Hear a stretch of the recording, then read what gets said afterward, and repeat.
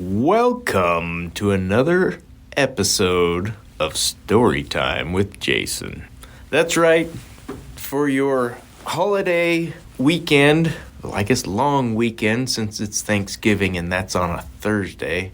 Whoever thought of that was brilliant, by the way. I think all holidays should be toward the middle of the week so we can take more time off. Don't you agree? Anyway, I've got another episode of Storytime. I kind of feel like I need my own theme music. Something invigorating to get the juices flowing. Something like, Storytime, Storytime, Jason, Storytime, excellent. I don't know. What do you think? Hey, if you're musical and you want to write me a theme song, send it to concealedtacodudes@gmail.com. We would love to have it. That would be cool. Anyway, let me knock out our sponsors really quick. Make sure you guys are supporting the people that are supporting us. All of our sponsors, if you haven't caught on yet, it's all stuff that we like and we use, and that's why we plug them. So make sure you check out NOE at noebulletmolds.com, Utah Air Guns at utahairguns.com, Black Ice Coatings at blackicecoatings.com, Magholder at magholder.com, and Concealment Solutions at concealmentsolutions.com. I'm sure everybody's running Black Friday deals and other stuff through the holidays, so make sure you're keeping up on their social media and everything, and give them some love during the holidays. What I have for you today, I don't know if I'm going to get through everything I have for you today or not. It might be kind of long. I don't know. I didn't practice before I got here. So, the book that I am featuring today is another book by Paul Kirchner. Paul Kirchner is the same one who wrote Jim Cirillo's Tales of the Stakeout Squad. And I happened upon this one by him, and I think I mentioned it in previous podcasts. This is More of the Deadliest Men Who Ever Lived. Looks like it was published in 2009. So why More of the Deadliest Men Who Ever Lived? Because I have not yet acquired and read The Deadliest Men Who Ever Lived, which is the first book that he wrote. But anyway, it's a compilation of stories pulled together from... Paul is very research intensive. It helps to make him a good writer. But so there's, I didn't even count them, like 50 people or so in here that he tells different stories about who are known for amazing feats of self-defense and wartime heroics and things of that nature. Pretty interesting read, and it covers a whole lot of stuff. Like David is in here. Y'all know David, right? From the Bible. Kill a lion with the jawbone of an ass. He's in here. I think he was pretty deadly. There's, ancient knights from, 1100 AD, stuff like that. Japanese samurais, politicians in the early parts of U.S. history that were pretty brutal physically. That was interesting. There's just a lot of really interesting stuff in here, as you would imagine. I'm not going to go through it all. It would take forever. And then I would deprive you of the joy and the pleasure of acquiring the book and reading it yourself. Now, this one, unlike some of the others that I have and have been looking for, is readily available. This copy I got at my local library, so I'm sure a lot of the libraries are going to carry it. You can find it on Amazon for probably under $30. Pretty interesting read. It's about 400, just over 400 pages, so pretty thick book. Got some good stuff in here. I'm just going to highlight some of the stuff that stood out to me that I really liked, that I think you guys will like as well. So let's get into it. The very first person that he features, and there's a lot of well-known people that he talks about in this version of the book, Patton and Colonel Cooper and people like that. And their stories they're interesting. I kind of like the guys that I've never heard of before. I find them far more interesting. The guys that just live normal lives like you and I that have this amazing history.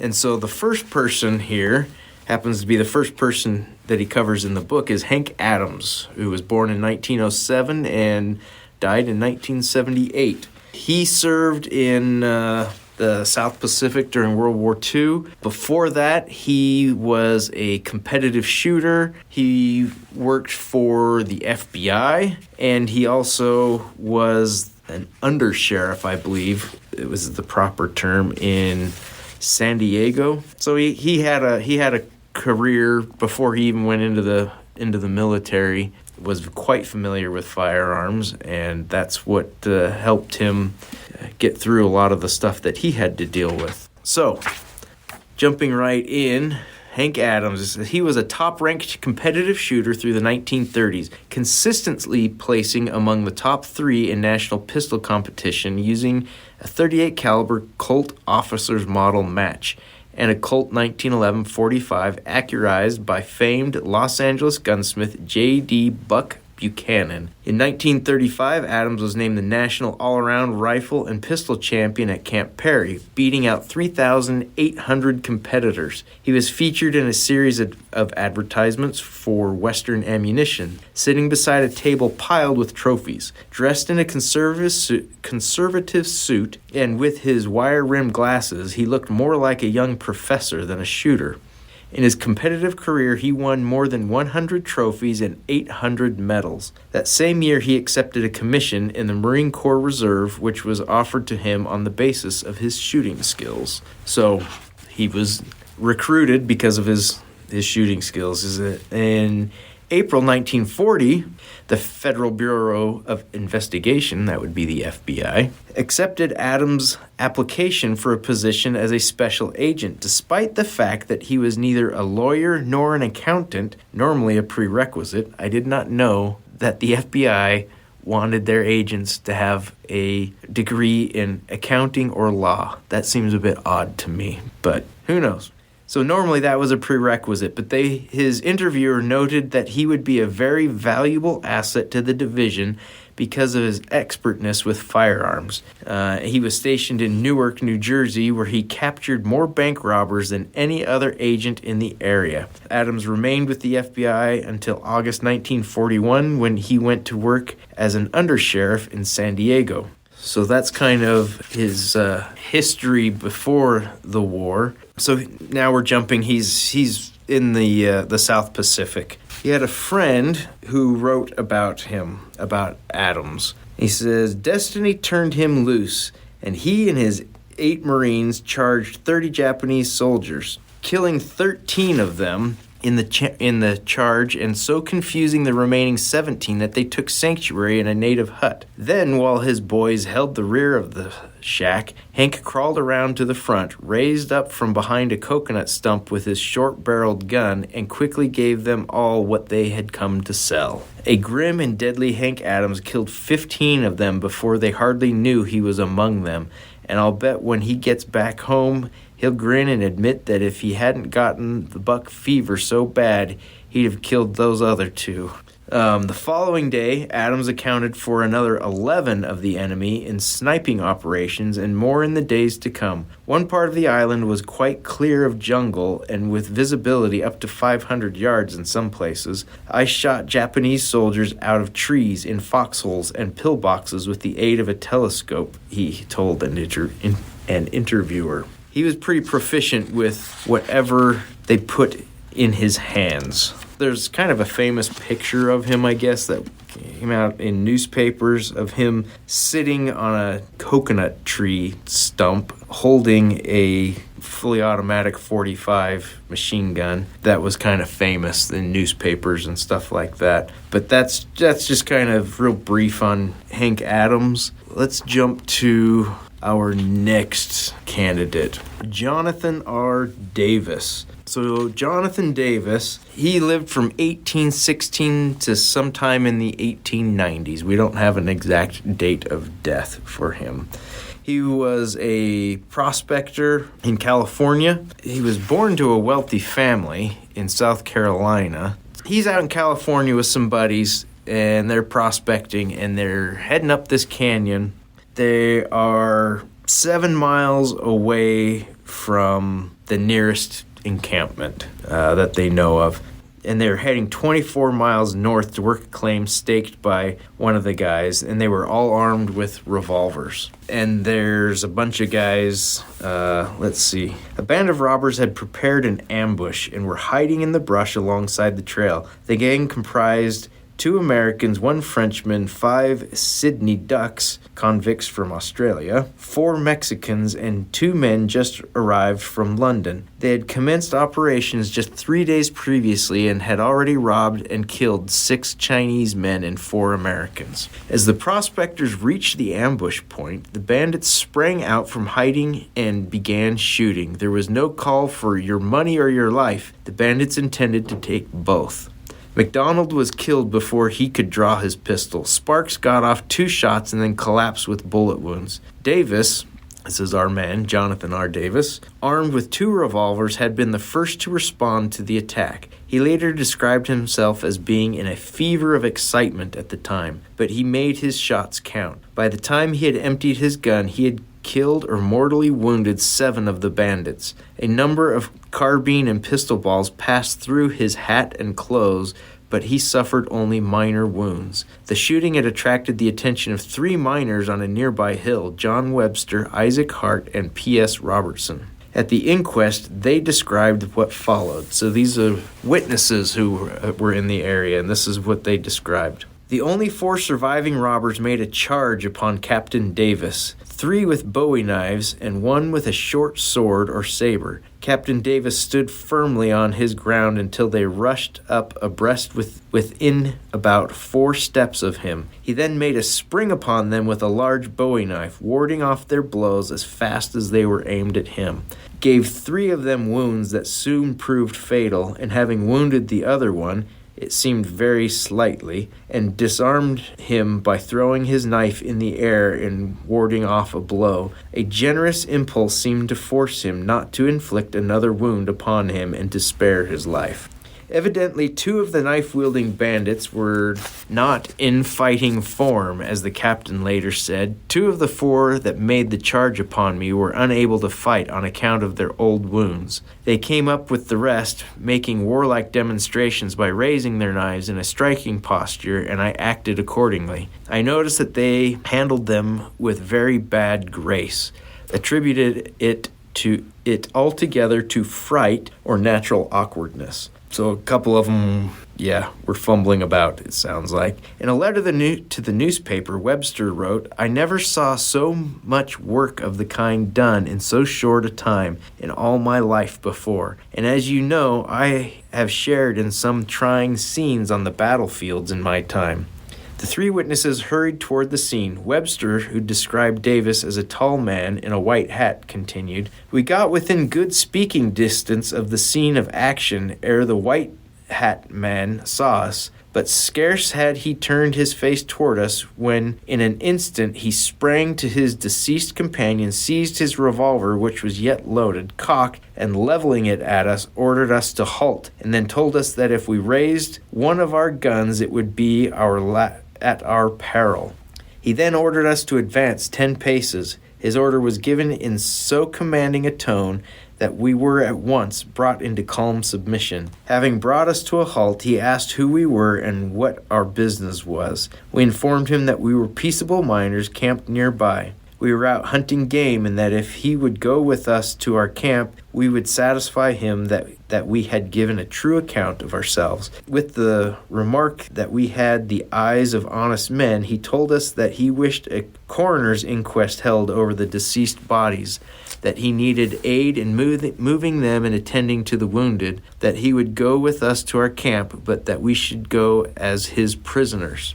He then ordered us to leave our arms with his wounded companion, that if we were what we represented ourselves to be, he could get aid and would be under lasting obligations to us, but that at the first indication of treachery, we should share the same fate as these deceased robbers if he lived long enough to shoot us, though even 100 guns were being fired at him at the same time from other quarters. So that was pretty impressive. Takes out 7 with single-action revolvers and 3 or 4 more with a bowie knife. pretty impressive, pretty scary times back then. Being a miner in California during the gold rush was a rough life for sure. Our next guy, Herman H.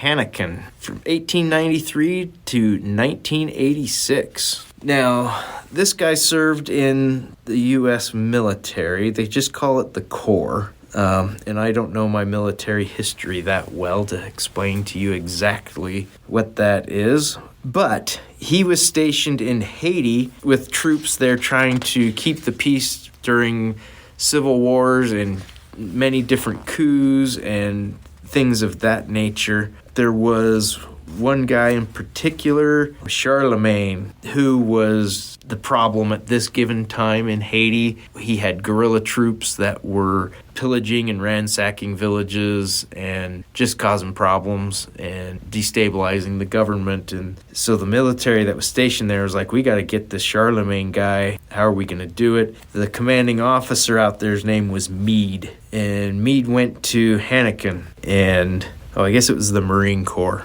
Now that I'm looking at it, it states Marine Corps, not just the Corps.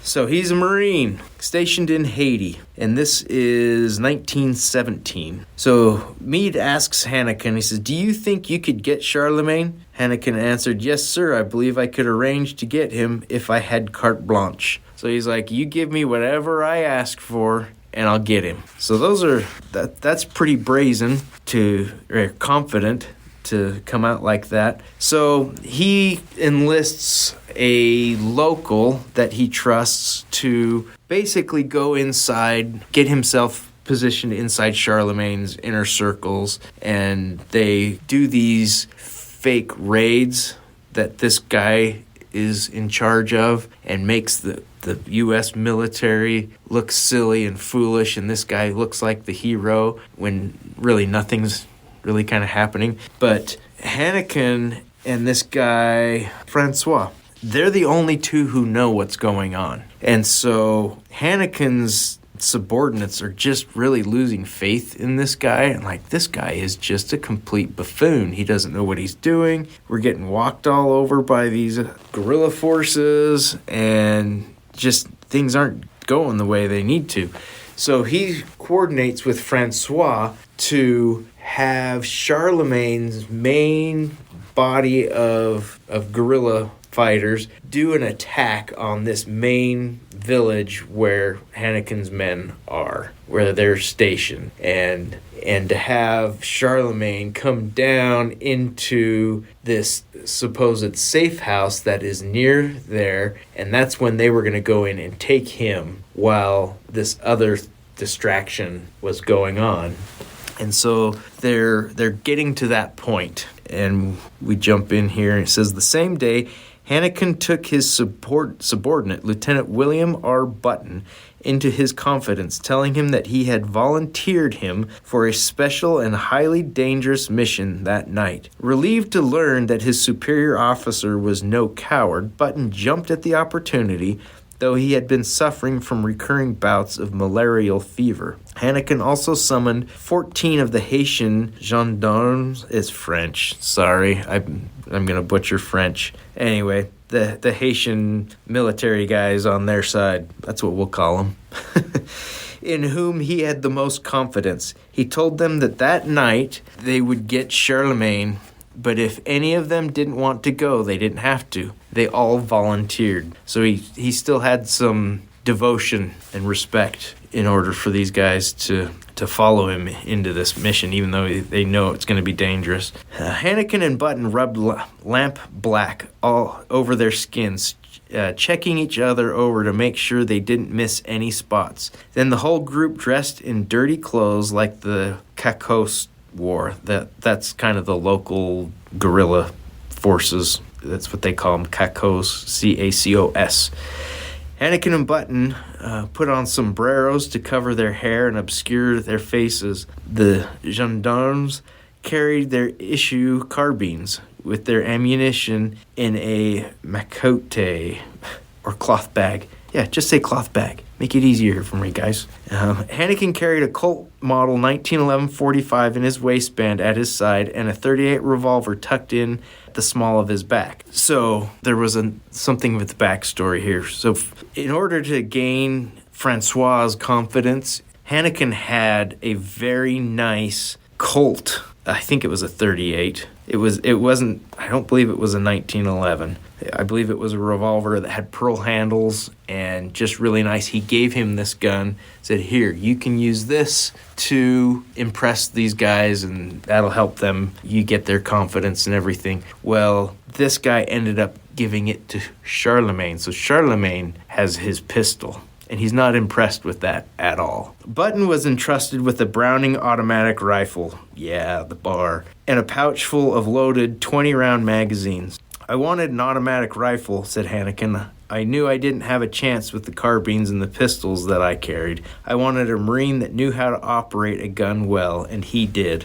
Hannikin gave an order. Nobody, none of you people, fire a rifle for what purpose until I fire the first shot with my 45. As he later explained, I could not have a shot fired going up to where Charlemagne was. It would spoil the whole show because it would put them on the alert and they would be watching everything. The group waited in a coffee grove above the town until the rattle of rifle fire let them know that the Konzi's attack was underway. That's at the main distraction, I guess we'll call it. Hannikin and his men headed for Mézières, where they expected to find Charlemagne. However, before they reached it, they were intercepted by Private Francois, who told them that the commander was still high in the hills, accompanied by 700 hand-picked men. This was a crushing blow to a plan that had been in the works for 4 months. Most men would have scrubbed the mission, but Hannikin knew that if he gave up now, he would have failed miserably, having done nothing but funded the Cacos and allowed them to operate for months undisturbed. It seemed to him that there was still a chance for success. Button, he said, we will be the Cacao detachment that carries the news of victory to Charlemagne. Button, who was suffering one of his bouts of fever, said, Captain, I don't think I can make it. All right, but give me the rifle, said Hannikin. You can go back to Grand Riviera, to my quarters.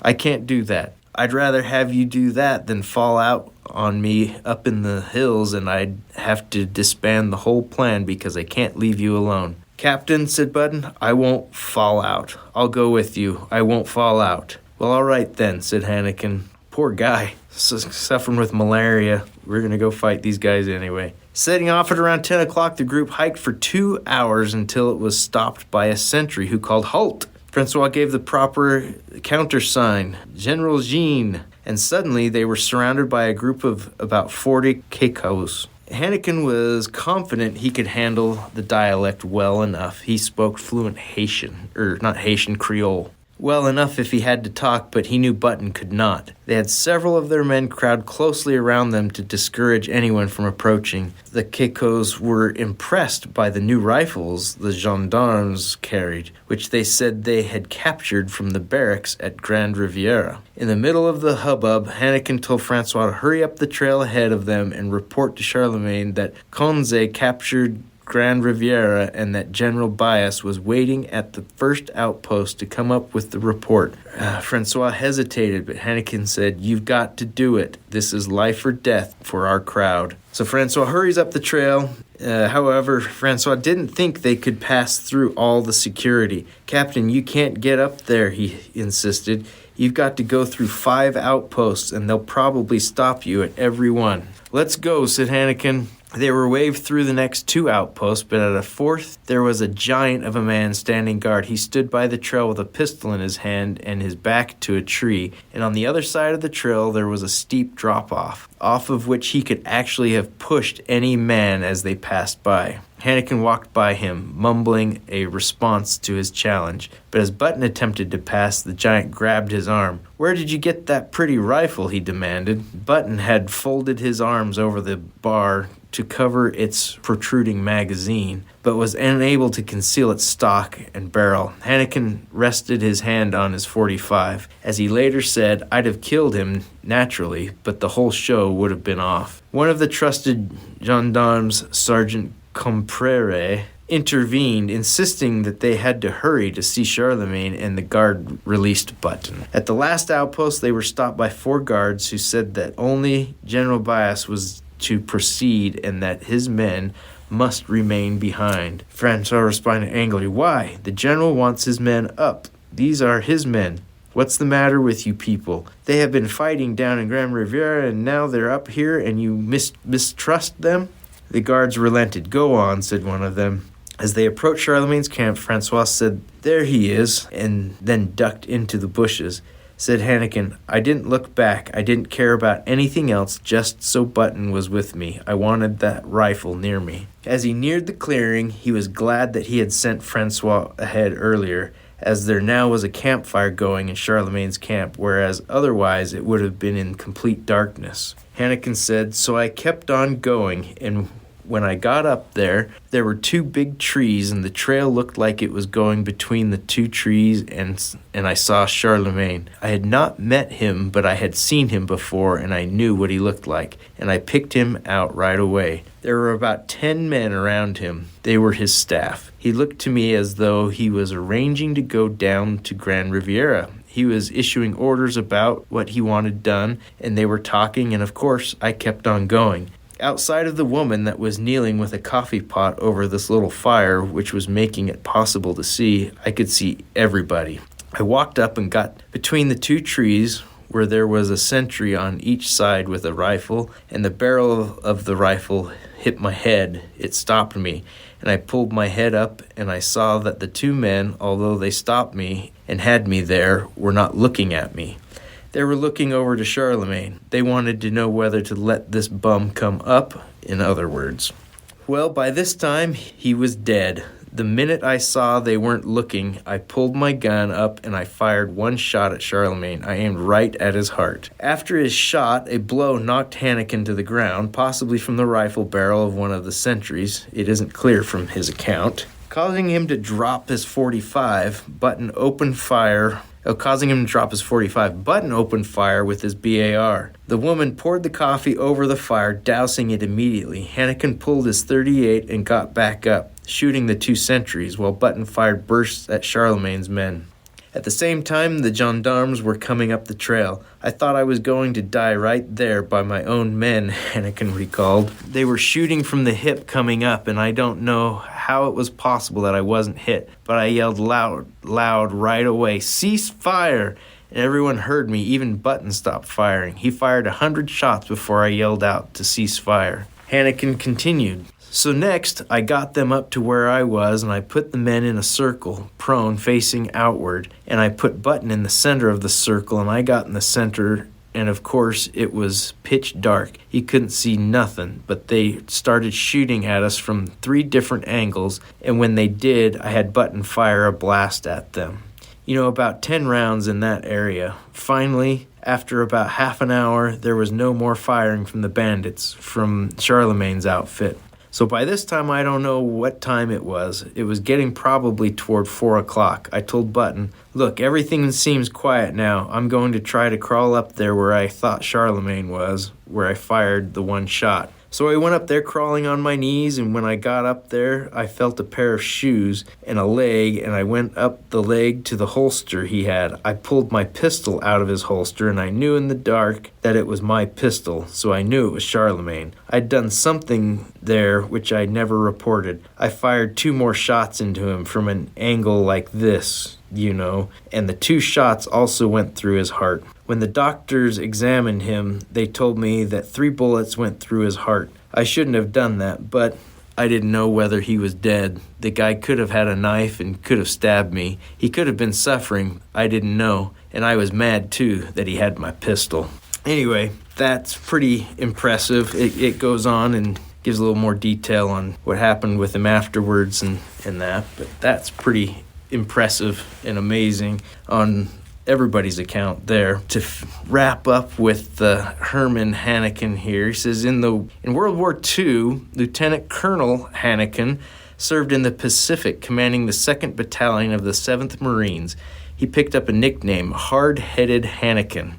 a play on his initials as well as his nature. He earned the Silver Star at Guadalcanal, the Legion of Merit at Peleliu, and the Bronze Star at New Britain. There's little information about his World War II experiences, but Medal of Honor awardee Mitchell Page had an interesting encounter with him on Guadalcanal. When Hanneken visited the front lines, or wanting a closer look at the situation, he told Page to get a machete and follow him into the jungle, which was very thick in that area. Page wrote, "He reminded me of a cat, the way he put each foot down and the way he suddenly stopped and started at one point. I was just wondering where we were going when, without any warning, the colonel had his .45 caliber pistol out and fired one round up into a tree. I stopped in my tracks, and a moment later I saw a black-clad body fall out of a tree just ahead of us. With his pistol still in his hand, the colonel eased over to the victim and rolled him over into the brush.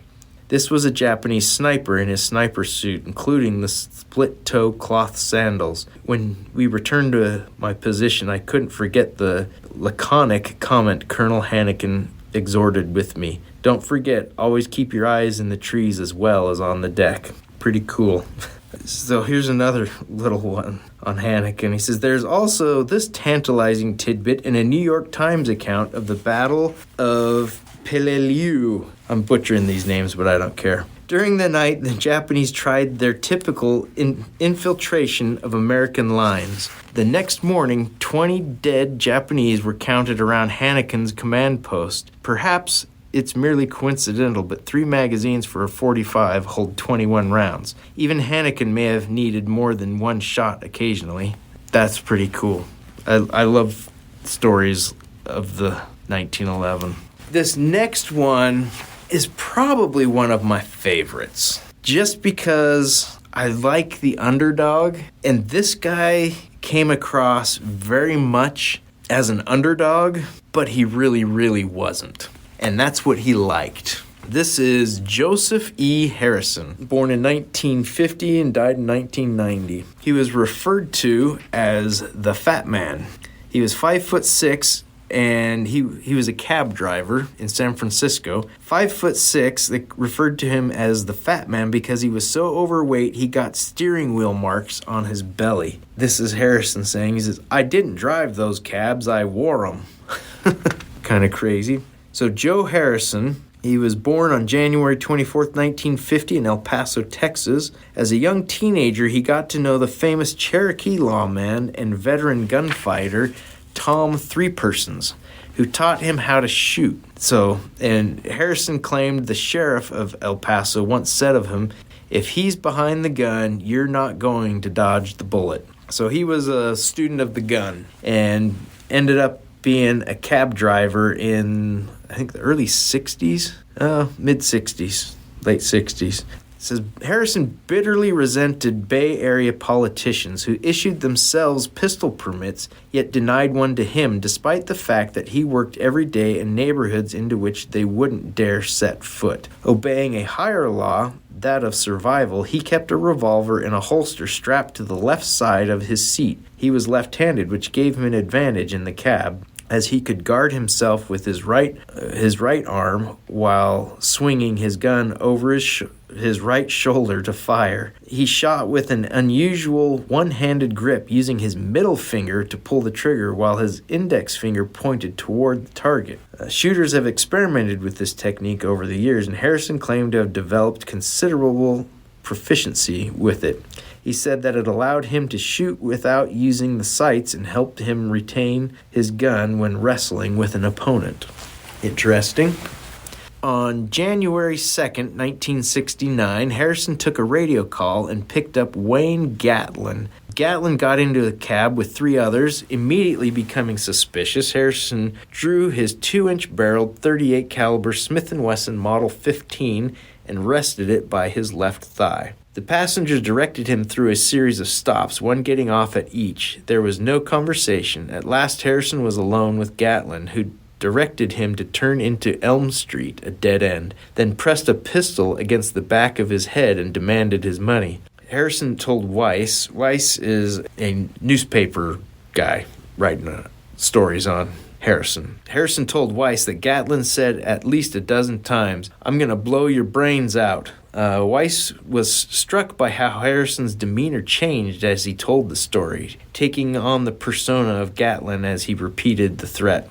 Harrison began laying out $1 bills on the seat beside him as Gatlin ordered him to hurry up and get to the big ones. Harrison replied that as he was so fat, it would be easier for him to reach into his pocket if he could just step out of the cab for a moment. Indicating a brick wall 6 feet away, Gatlin said sarcastically, "Think you could find that wall?" Putting a tremor in his voice, Harrison responded, "Watch me, man, because I'm scared.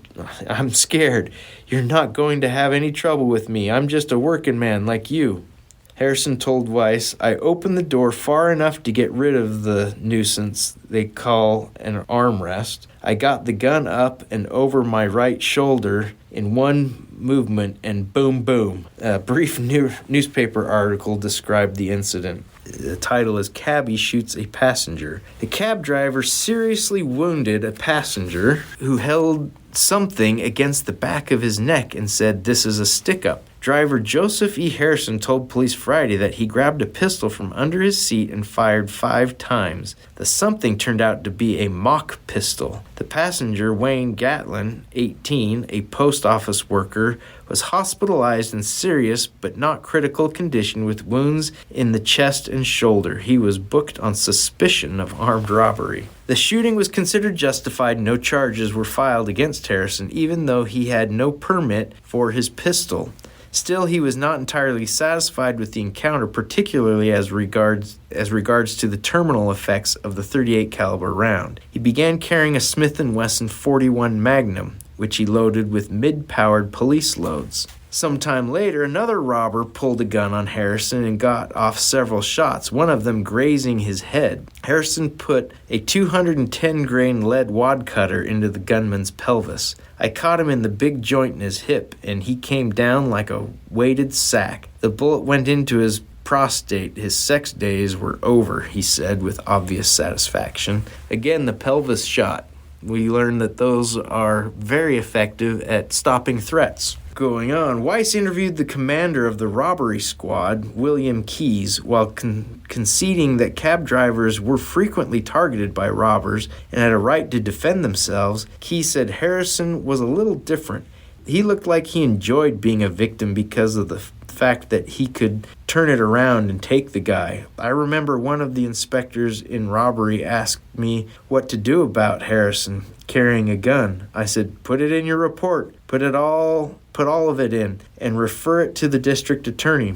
So he did. A district attorney saw it. He said to me, "Too bad he wasn't a better shot." Sound like the district attorney knew what's what. As a result of this shooting, Harrison was dismissed by his employer, the Veterans Taxi Cab Company, but he was able to get a job driving for City Cab.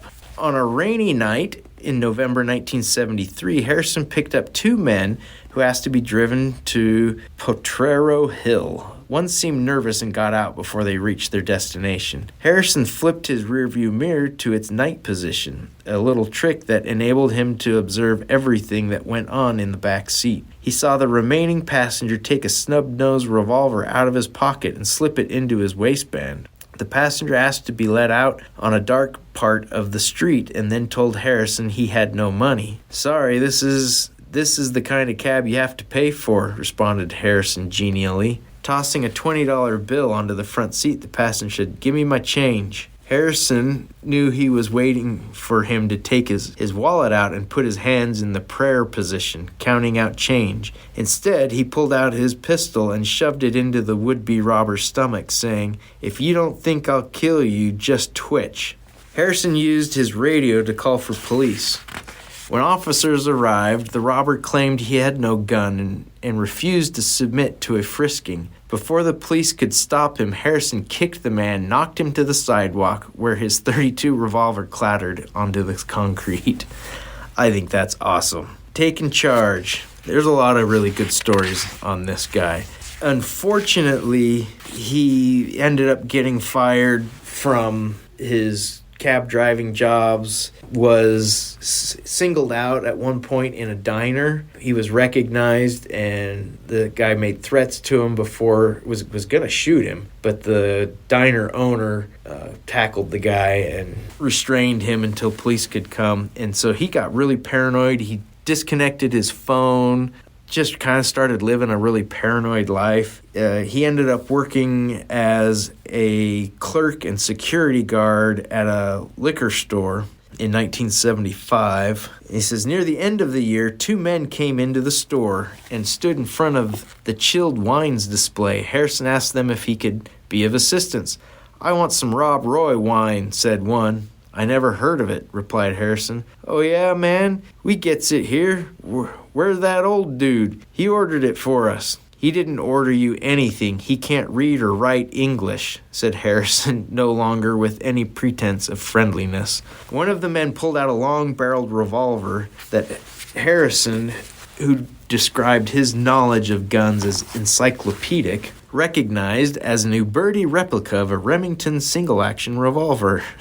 He pushed the barrel away as the gunman's accomplice shouted, "Shoot him! Shoot him!" Harrison hit the gunman with what he described as the best judo chop he ever landed, and then ducked behind the counter where he grabbed his .41. The gunman ran toward the door, but then stopped, turned, kneeled, and fired a round that hit Harrison in the stomach. Probably a pretty big target, from what it sounds like. Harrison fell to the floor, but fired back as the robbers fled. The shot went wild, perforating 10 boxes of Tide detergent and a can of Hershey's chocolate syrup. Harrison, who had shot 9 men in his life without taking a bullet in return, bitterly regretted missing the man who had wounded him. I'd give $500 for him even today, and I don't care what the DNA thinks, he told Weiss. He ended up had a long stint of unemployment, just kind of had a rough life, it sounds like. But I find it really interesting that the district attorney in California and the police, nobody even tried to prosecute him for carrying a pistol without a permit and using it to defend himself. Things are very different now in that regards, but sounds like politics were very much the same back then. The politicians were getting permits, and I'm sure their buddies were getting permits, but this guy who worked in sketchy locations, and he openly admitted, he's like, I'll go to any neighborhood and I will pick up anybody. He didn't care. He wasn't prejudiced against anybody, whereas some cab drivers, they wouldn't pick up people in certain neighborhoods, period. They wouldn't pick you up if you looked suspicious at all, or if there was something about you they didn't like. They just wouldn't pick you up. Harrison picked everybody up. Doesn't matter where you were, didn't matter who you were, didn't matter what you looked like. Maybe because he enjoyed this vigilantism, I don't know. That definitely could be part of it. But, I like to think that he just wanted to take care of people. And he definitely wanted to take care of the bad guys. And he was pretty good at it. All right.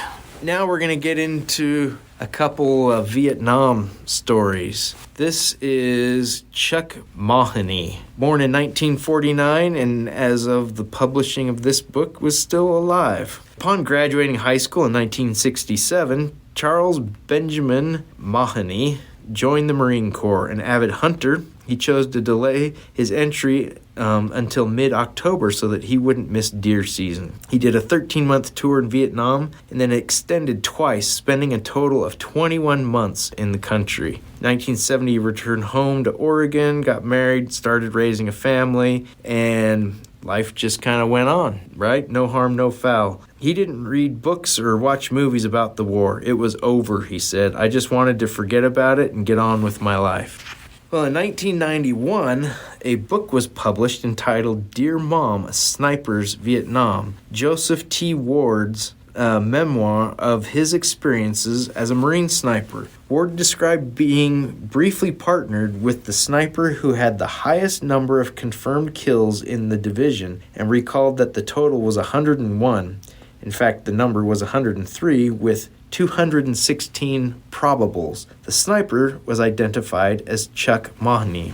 Now, this was shocking to family and friends of Chuck because he never mentioned anything about this. And it created some problems where I think people mistrusted him a little bit afterwards. It seems weird to be in a situation like that where you're close to somebody and they have this previous life that you know nothing about.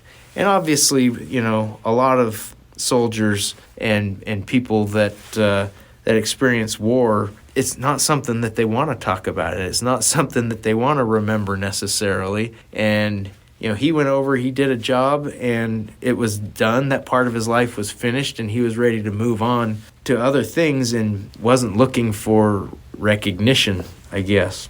He says, after reading Ward's account, Peter Senich, an expert in the field, looked into the claim about Mahoney with the intention of debunking it. So no one had ever heard of him. And they're like, there is no way he got that many kills. I think probably the most well-known Vietnam sniper is Hathcock, and I don't remember what his was, but I don't believe it was quite that high. And so this was, a pretty exaggerated claim according to a lot of people. And so this guy, Peter Senich, I'm looking into this and I'm going to prove that it's wrong. However, he discovered that it was true. When he tracked Mahoney down, Senich found him reluctant to receive any publicity. He wrote, here was a seasoned combat veteran who'd managed to do something no other Marine had in over 200 years of Marine Corps history, and he could care less if anyone knew about it, or believed it for that matter. It says, when Mahoney became a full-fledged sniper, so there was, he didn't get into he was trained as a sniper and then ended up in some other squad with a different job that he wasn't excited about. He faked a toothache so that he could go talk to the sergeant in charge of the sniper's platoon and ended up getting placed that way. That's what he wanted. So when he became a full-fledged sniper, he was issued a new accurized Remington Model 700 bolt-action rifle, serial number 221552, for those who are keeping record, mounting a Redfield 3-9 variable scope. It was chambered for the 7.62 NATO cartridge, and while on a mission, Mahoney carried about 40 rounds with him. He took care of his rifle, as he put it, like a mother with a newborn baby. The rifle was carried with caution, cleaned after shooting, lubricated properly, and tucked in at night. His spotter carried an M14 along with 5 or 6 20-round magazines in case sustained firepower was needed. For nighttime use, the M14 could be fitted with the Starlight scope, an optical device that amplified ambient light 60,000 times. It was heavy and awkward, but it served its purpose. Mahoney made 30 to 40% of his kills with the Starlight scope. That's pretty interesting. So this talks about his technique a little bit. He says, once in position, they wouldn't move. So Mahoney and his spotter, he says, Mahoney recalled one night when he was sitting in position and a snake slithered across his legs. He whispered to his partner, don't move, I've got a big snake crossing me. The snake was about 15 feet long and he figured it was a cobra. He recalled, I don't know how long it was in real time, but it seemed like an hour to me. Jeff kept crossing and crossing and crossing. After he took a shot from a hide, he generally left the scene immediately. The second shot would give away his position, enabling the enemy to set up an ambush between him and his company. He would try to return with a squad to inspect the body and recover weapons and documents. That's how you would get a confirmed kill, is usually an officer would go to the scene and confirm it. So they are in position, watching. I don't know if this is like a night watch or something like that. He says, half an hour later, a column of NVA soundlessly came out of the brush and began crossing the river single file, about 10 feet apart. They were in full battle gear, holding their rifles above their heads. As the point man left the water, Mahoney put the crosshairs on his forehead and fired, and then picked off the column one by one as it stood paralyzed, not sure whether to keep going or pull back. He fired 16 times, all headshots. That's impressive. In 16 months as a sniper, Mahoney had 103 confirmed kills and 216 probables. He attributes his success to several factors: the Marine Corps training, the area in which he worked, which was a true target-rich environment, the support of such higher-ups as Mark Limpick and the company commanders who let him do his job. And last but not least, said Mahoney, were the thousands of brave young Marines that I worked with that made our job happen, because without them, we couldn't have done anything. Pretty cool. Okay, last one. Last one. Are you sad? This is a good one to end on. This is Robert J. Thomas. He went by RJ. Born in 1945, and at the publishing of this book, still alive. Born December 2nd, 1945, R.J. Thomas grew up on a cattle ranch that bordered the Los Padres wilderness in the Central California Sierra Madre Mountains. He said, I always had a gun in my hands, and from the time I was about 10 years old, I spent all my free time hunting in the mountains. I hunted deer and lions, killed coyotes, and shot varmints at long range with rifles. I developed moving target skills with a shotgun, hunting quail, ducks, and band-tailed pigeons. So again, these two snipers, Vietnam-era snipers, grew up hunting. That seems to be a very common thread, and that may be something that we delve into a little bit deeper down the road on another podcast. So he joined the military. He was avid swimmer and diver and things like that. Ended up joining a SEAL team, and it says, so this mission, they're flying out. I don't know if it's a patrol, but it says, it sounded to Thomas like this might develop into an ideal sniping opportunity, but for the recon, he armed himself with a Stoner 63A machine gun, and his SEAL team issues Smith & Wesson Model 39 handgun. So he didn't take his sniper rifle. He says, Thomas said, so they're out, they're flying, they encounter resistance. So Barr, who was piloting the helicopter carrying Thomas, said, we were able to make 1 2 3/4 inch rocket run, and we took a lot of automatic fire from the mountain. We came back around for another pass and shot some more rockets. At the same time, we felt a really heavy hit. It knocked the helicopter on its side and took out the engine. I called on the radio to my wingman and said, we're hit, we're going down. Thomas said, I was hanging out the side door on a gunner belt when we got hit. Several rounds came through the helo, fragmenting and hitting me in the chest and lodging between my ribs and over my kidney. We crashed. I'd estimate from about 300 feet. There was no opportunity to auto-rotate or employ emergency crash procedures. The Seawolf, which is the helicopter, hit the ground hard, shearing off the skids and flipping over. The impact threw Thomas out the side door, breaking the gunner's belt and stripping his web gear and harness off him, including his sidearm.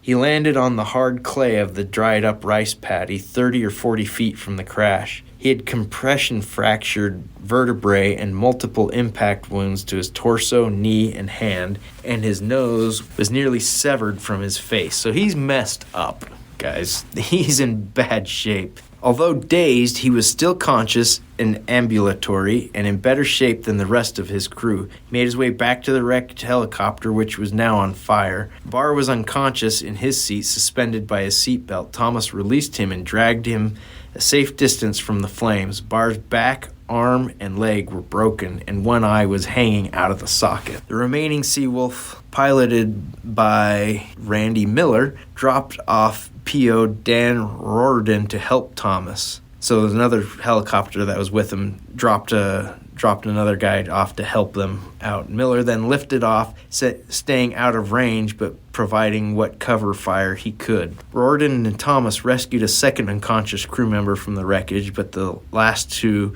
were consumed by the blaze before they could extract them.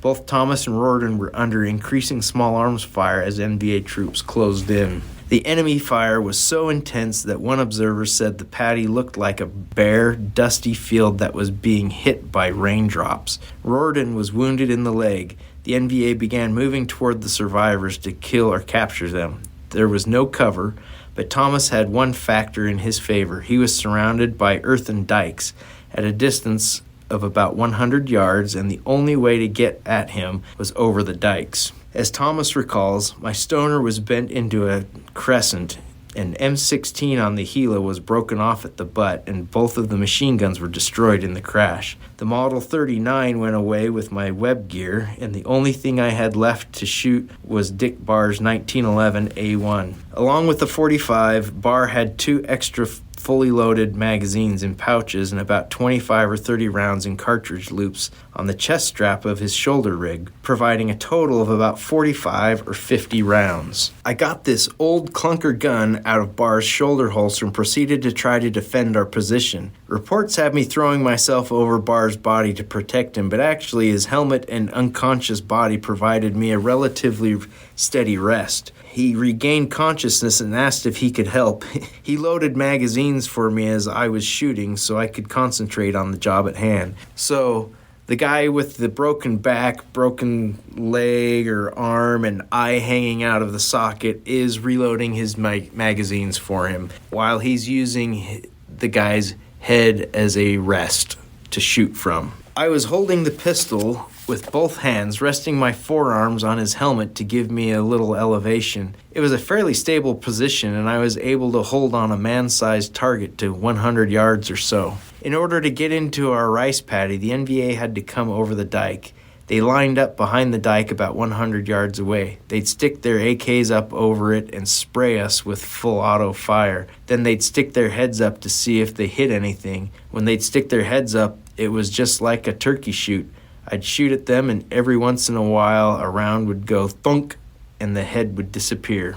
Barr said Petty Officer Thomas was laying across my shoulder with the 45, just aiming and shooting and killing an NVA with almost every round. He killed a number of them. Thomas continued, Finally, one guy got brave and came over the dike and charged at us. I missed him the first shot. He was kind of zigging and zagging around, but I centered him with the second at about 50 meters. The rest of them lost interest in that approach and pretty much stayed behind the dike. After nearly 40 minutes, Thomas was down to his last magazine and seriously pondering the possibility of capture when 2 Army slicks came to the rescue. One was crippled by the intense ground fire and returned to base, trailing fuel. The other, despite being hit 15 times with heavy machine gun fire and hundreds of AK rounds, was able to land and pick up the survivors. As he was loading Barr into the slick, Thomas's injured back finally gave out and he fell to the ground. Barr recalled, We all got in the helicopter except for RJ. He was on the ground lying on his back, and 3 NVA ran at the helicopter.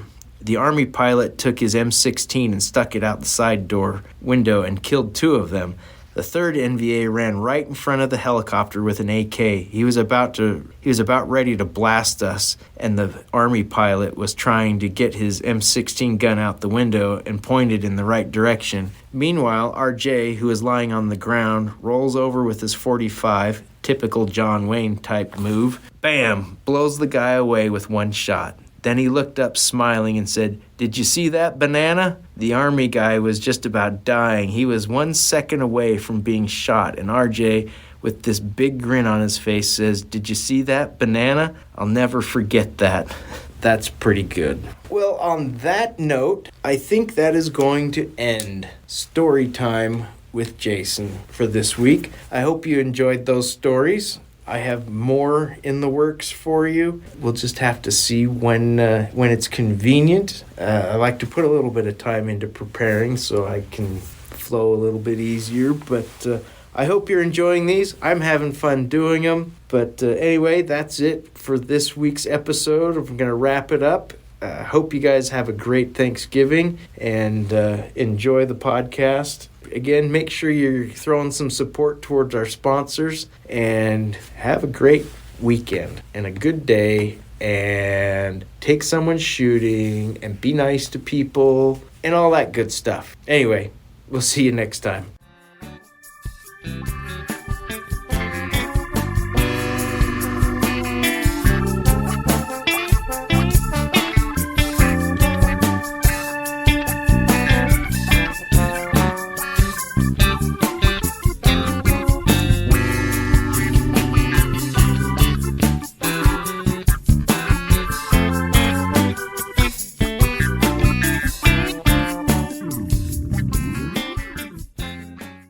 I am alone, sitting in a padded room. I knew at some point it was going to come to this.